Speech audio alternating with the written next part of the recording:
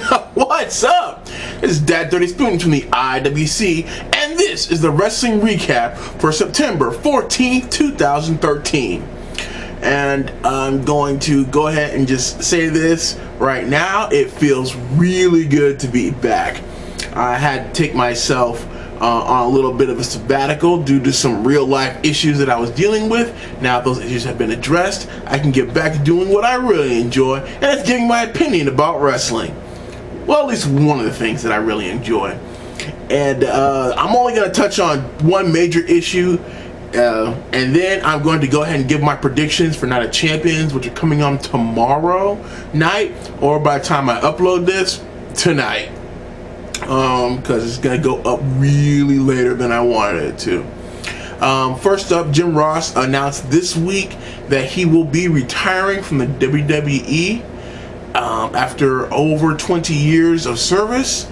I would definitely, I would call this a surprise, only because that Ross really has not had a real presence on WWE main programming, but he's been a real driving force in molding the next generation of announcers on NXT.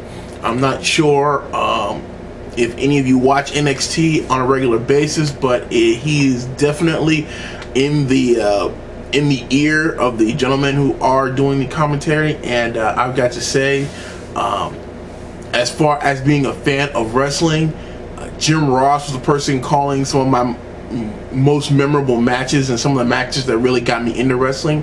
And I just hope that Jim Ross is retiring on his terms, and it is not due to any of the backstage antics that some of the online wrestling community has been, I will say, reporting.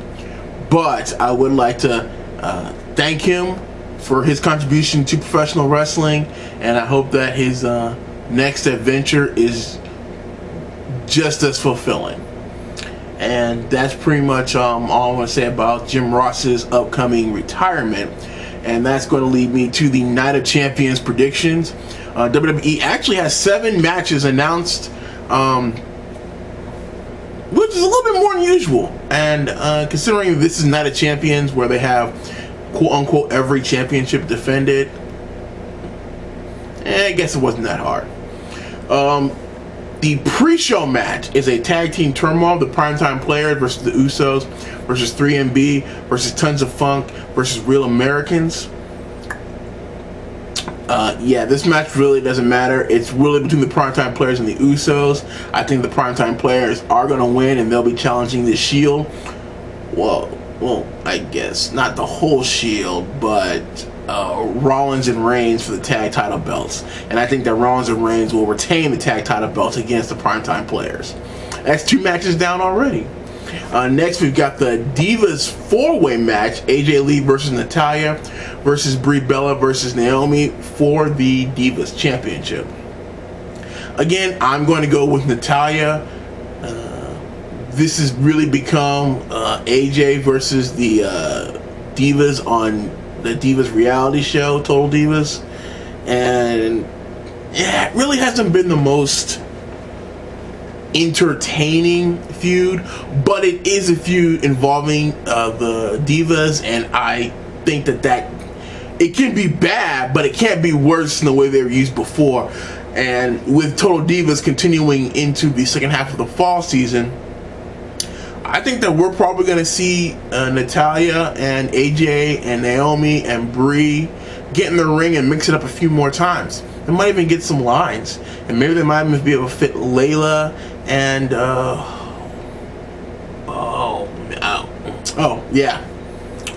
Alicia Fox into the mix. So I'm interested in going forward. It's better than they were being used, but again, it's not great. It's just not. But AJ has been really good in the ring, and she's definitely the most AJ and Natalya, what I'm saying, are the most credible wrestlers in the Divas division right now. So hopefully they can put on an entertaining match.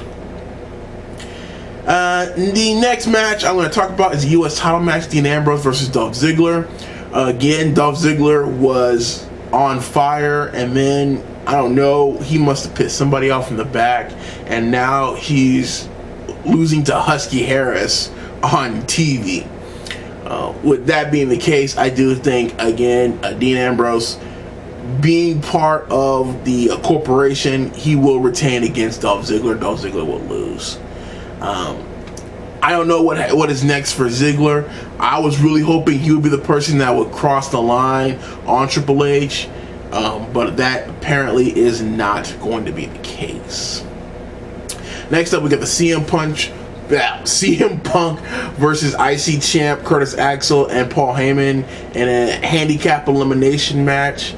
I just don't see this feud ending. It's the best pure wrestling feud they've got on television right now. Everything else is just nowhere near as interesting. I mean, the main event program, it's not doing anything for me right now. So this is the Raw program that I'm really holding out hope will be holding my attention at the very least.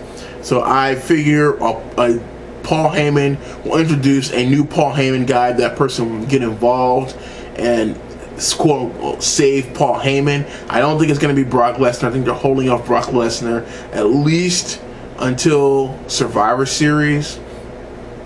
But I think we can go a few more weeks of CM Punk and Paul Heyman on the mic. CM Punk trying to get his hands on Paul Heyman, but has to cut through this new Paul Heyman guy.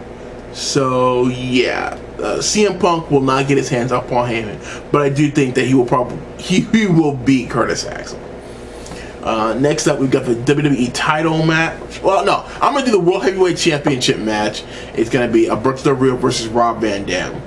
And again, I think this program not been great, but I think you can go on for another pay-per-view. And so I'm going to say Rob Van Dam does not capture the World Heavyweight Championship match. I don't think Ricardo's going to turn on Rob Van Dam. That's way too soon. And I think that, yeah. So Alberto Del Rio retains his World Heavyweight Championship belt against Rob Van Dam. And finally, leads us to the main event. Daniel Bryan versus Randy Orton. Now, this program has, again, a lot of people have been in this program that are not in this match. I'm talking about the Big Show, Triple H, and Stephanie McMahon. They're not on the card. I do believe they will be at the pay-per-view, and I fully expect the Big Show to get involved. But they have basically destroyed any hope of the Big Show being a solid babyface or good hand in the ring, with this past couple of weeks of him crying and being indecisive, and just, it's been bad. And I, for one, hope that it ends, but I suspect that it will not.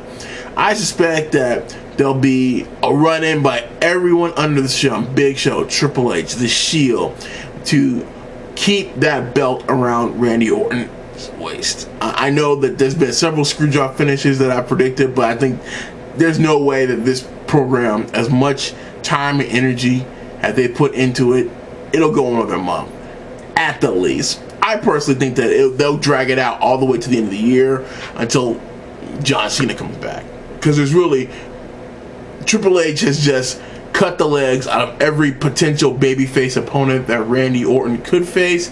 They'd have to build someone up to face him if they were just to squash Daniel Bryan right here.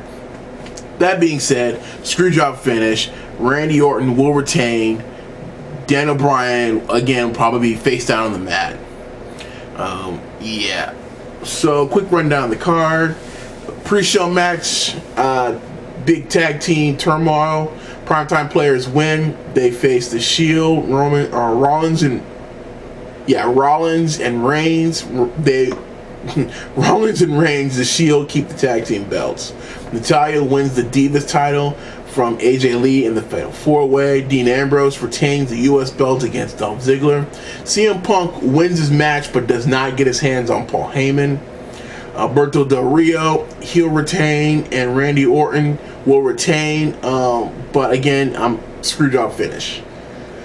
So, yeah, who's playing football tomorrow? Because that's probably what I'm going to be watching. This card has done nothing for me. WWE has really lost a lot of steam to this fan. They've really cashed in a lot of the chips that they really built up for themselves going into and almost a couple of weeks before SummerSlam. And Daniel Bryan was having great matches, great wrestling matches, not getting beat down 3-on-1, 4-on-1. And so anyway, hopefully WWE moves into a different phase going afterwards, but I kind of doubt it. And see what happens in the next couple of weeks. I'm definitely not satisfied, and I do hope that they get this thing cleared up quickly. This has been That Dirty Spoon from the IWC, signing off.